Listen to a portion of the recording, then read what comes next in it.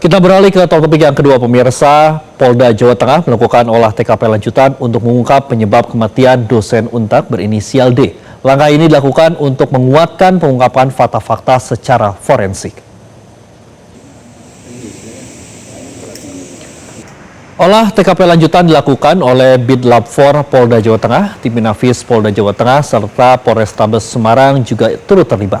Proses olah TKP berlangsung selama 4 jam di salah satu kos hotel di wilayah Gajah Mungkur, Kota Semarang.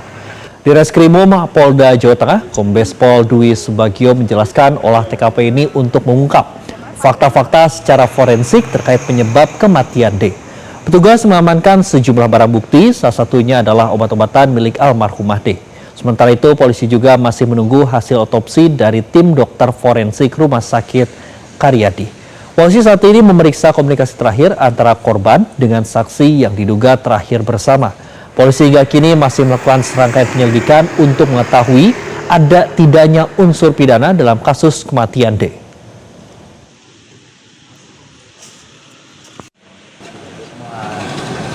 Bukti-bukti yang ada di dalam yang terkait dengan adanya kejadian meninggal orang itu semua sudah dapat dari semuanya. Obat-obatan atau mungkin ada termasuk tidak hanya obat-obatan, ada barang-barang lain itu nanti dari belakang akan mengecek secara forensik bagaimana isi tadi. Kematian seorang dosen berinisial D di sebuah hotel kawasan Gajah Mungkur, Kota Semarang, Jawa Tengah menyisakan sejumlah kejanggalan. Korban ditemukan meninggal oleh seorang perwira menengah Polri berpangkat AKBP berinisial B. Sejumlah pihak kini mempertanyakan kejelasan kasus ini. Berikut informasinya.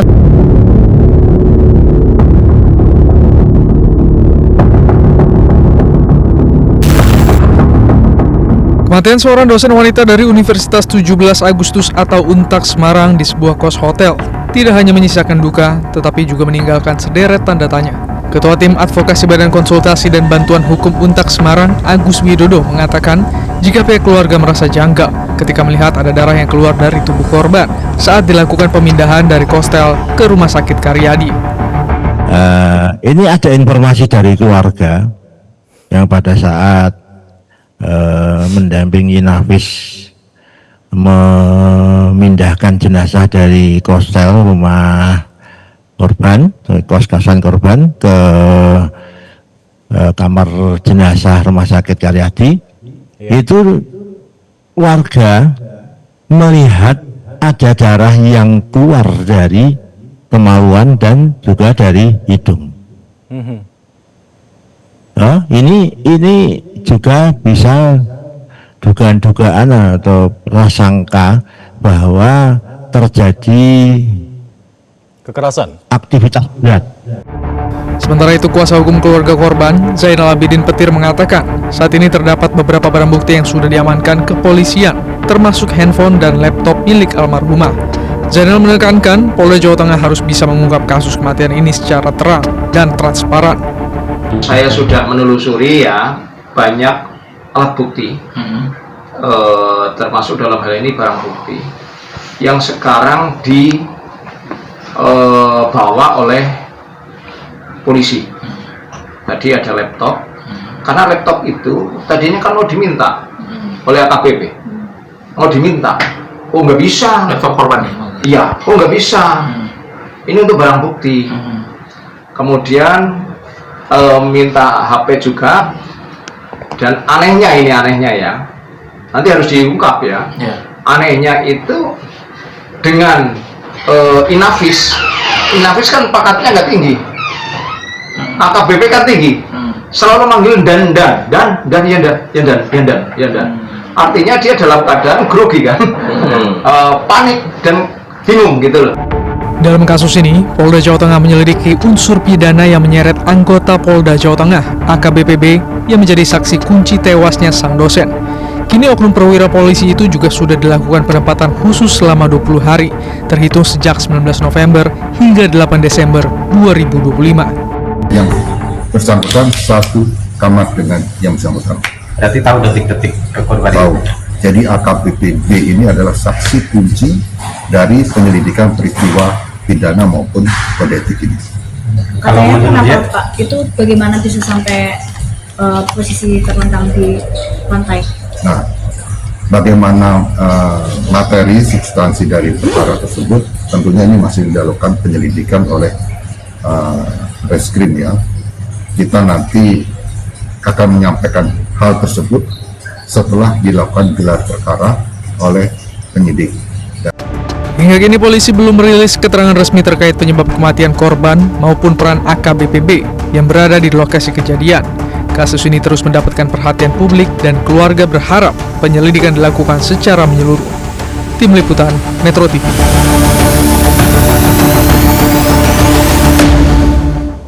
Ketua Tim Advokasi Badan Konsultasi dan Bantuan Hukum Untak Semarang, Agus Widodo, mengatakan terdapat sejumlah kejanggalan terkait kematian dosen berinisial D di sebuah hostel di Semarang, Jawa Tengah. Salah satunya terkait pihak AKBP yang diduga sempat meminta barang bukti kepada penyidik. Dari kepolisian, ya, dari kepolisian itu menginformasikan bahwa saksi AKBP ini meminta kembali HP dan laptop yang disita oleh pihak penyelidik atau dari Polrestabes ya. Nah, ini tetapi oleh pihak Inavis ya, dari Inavis tidak diberikan. Dari pihak keluarga ataupun pihak kampus menyatakan banyak kejanggalan atas kematian dosen Untak berinisial D di sebuah hostel di Semarang. Kepolisian sebelumnya sempat menyatakan terdapat luka bekas infus dan terdapat riwayat penyakit. Namun berdasarkan informasi dari Tim Advokasi Badan Konsultasi dan Bantuan Hukum Untak Semarang yang didapat pihak keluarga, terdapat darah yang keluar dari tubuh dosen D. Lalu kejanggalan apa lagi yang ditemukan pihak keluarga almarhumah D? Kami akan berbincang langsung dengan kuasa hukum keluarga almarhumah D. Selamat malam Pak Zainal. Selamat malam Mas Audrey. Pak Zainal, langsung saja, hari ini kan pihak kepolisian sudah menggelar olah TKP lanjutan. Apakah ada informasi terkait olah TKP yang diterima oleh pihak keluarga? Ya, jadi untuk olah TKP lanjutan, kami selaku kuasa hukum dari keluarga tidak diberitahu. Jadi kami tidak mengerti, tidak paham kenapa kami selaku pengacara keluarga tidak dilibatkan untuk mengikuti atau melihat olah TKP. Kami tidak diberitahu. Padahal kami sudah menyampaikan kepada Dirkrim bahwa pengacara keluarga dari korban adalah Zainal Abidin Petir melalui LBH Petir Jawa Tengah. Waktu itu hari Jumat. Baik, Pak Zainal tidak dilibatkan begitu dari pihak keluarga. Apakah ada juga serangkaian kejanggalan yang sebelumnya sempat diungkap seperti CCTV hostel yang tersambar petir, kemudian hingga infonya AKBPB sempat meminta barang bukti HP dan laptop. Apakah benar demikian, Pak? Jadi saya melakukan penelusuran ketika AKBP Perwira Menengah Polda Jawa Tengah itu menyampaikan laporan ke Polrestabes, itu kan ada petugas dari Inavis. Nah, petugas itu melarang ketika laptop itu mau diminta oleh AKBP-B. Bahkan waktu itu kan menyampaikan, loh ini ya nggak bisa dong diminta. Ini kan nanti untuk barang bukti, karena waktu itu mau dibawa oleh AKBPB gitu loh. Nah ketika menyampaikan bahwa ini untuk barang bukti, lah AKBPB yang merupakan Pamen Perwira Menengah Polda Jawa Tengah AKBP itu dengan petugas dari Inavis selalu menyampaikan siap dan Yandan. Ini kan ada kejanggalan menurut saya. Ini kok bisa kayak grogi, kok kayak panik gitu loh. Ini kan bentuk kejanggalan, bentuk yang aneh ketika ngomong dengan anak buahnya kok endan gitu. Biasanya kalau endan pasti atasannya kan, siap dan itu dengan atasannya. Nah, maka ini juga perlu ditelusuri. Kenapa kok sampai AKBP B begitu gugupnya gitu loh. Baik, Pak Zainal, kemudian apakah pihak keluarga ini sempat diceritakan mengenai adanya hubungan antara almarhumah D dan saksi kunci AKBP B?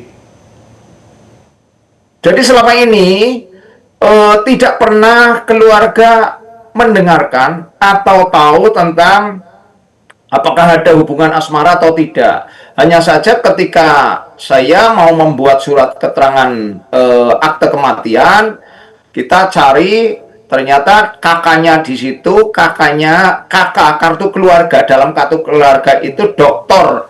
Levi itu dimasukkan dalam kartu keluarga yang kepala keluarganya adalah AKBP B. Di bawahnya ada istrinya dan anak perempuannya satu itu. Bawah sendiri itu Dr. Levi. Nah ini kan ada keanehan lagi. Atau jangan-jangan benar ya, ini kok ada isu, ada asmara gitu loh. Ada kedekatan. Nah inilah baru ketahuan muncul oleh keluarga. Selama ini tidak diketahui. Oke, jadi Pak Zainal, sebelumnya almarhumah D ini tidak pernah ada meminta izin kepada pihak keluarga terkait dengan kartu keluarga yang bersama-sama dengan AKBP B? Oh tidak pernah. Jadi ceritanya begini, ketika bapaknya meninggal itu kan sudah lama, ibunya kalau nggak salah itu meninggalnya ibunya kan 2024, tapi waktu sebelumnya kan bapaknya meninggal dulu. Nah, waktu membuat ibunya meninggal, itu kan mau bikin perubahan ini ya. Di KK kan ada perubahan, ada akte untuk membuat akte kematian kan mesti ada, otomatis ada perubahan. Nah, ketika itu kaget pihak keluarga, khususnya kakaknya, namanya Vian, kaget loh. Kok nama adiknya Dr. Levi sudah tidak ada.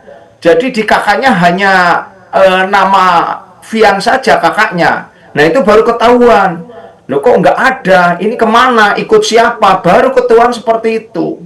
Baik. Namun ketika saya telusuri di kakaknya, dia masuk ke kartu keluarga yang kepala keluarganya AKBP B itu tahun 2022. Baik, Pak Zainal, kemudian yang terpenting baik, Pak Zainal, yang terpenting adalah apakah saat ini sudahkah keluarga ini membuat laporan kepada pihak kepolisian?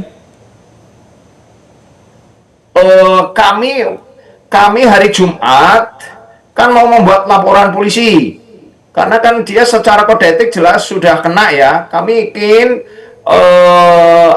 konsultasi kepada Dirkrim Polda Jawa Tengah, Kombes Dwi. Waktu itu ketemu di masjid. Setelah itu saya konsultasi, ini saya perlu membuat laporan polisi enggak ini? Saya khawatir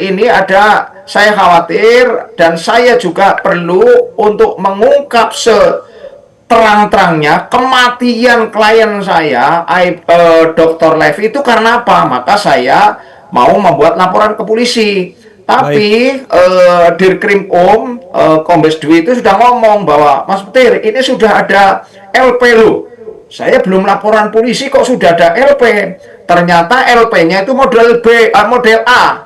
Jadi kalau LP model A itu laporan polisi model A, laporan yang dibikin oleh petugas atau polisi karena telah menemukan dugaan unsur tindak pidananya. Jadi LP-nya, laporan polisinya dari Polsek Gajah Mungkur.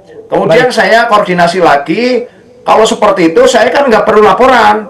Saya hanya mau menyampaikan bahwa saya adalah kuasa hukumnya. Terus surat kuasanya mau saya sampaikan langsung saat itu. Jadi nanti kalau ada masalah apa-apa, termasuk ada olah TKP, supaya saya diikutkan. Tapi waktu Jumat sore, sekitar jam 2-an itu, waktu itu masih proses untuk pelimpahan dari Polrestabes, karena yang nangani juga Polrestabes ikut mensupport untuk nangani ini gitu loh. Baru dilimpahkan sorenya Pak. Jadi waktu itu saya memang surat kuasa saya belum saya sampaikan karena belum ada pelimpahan penuh gitu loh. Baik, terima kasih Pak Zainal Abidin atas informasi Anda, kuasa hukum keluarga almarhumah D. Jelajahi cara baru mendapatkan informasi. Download Metro TV Extend sekarang.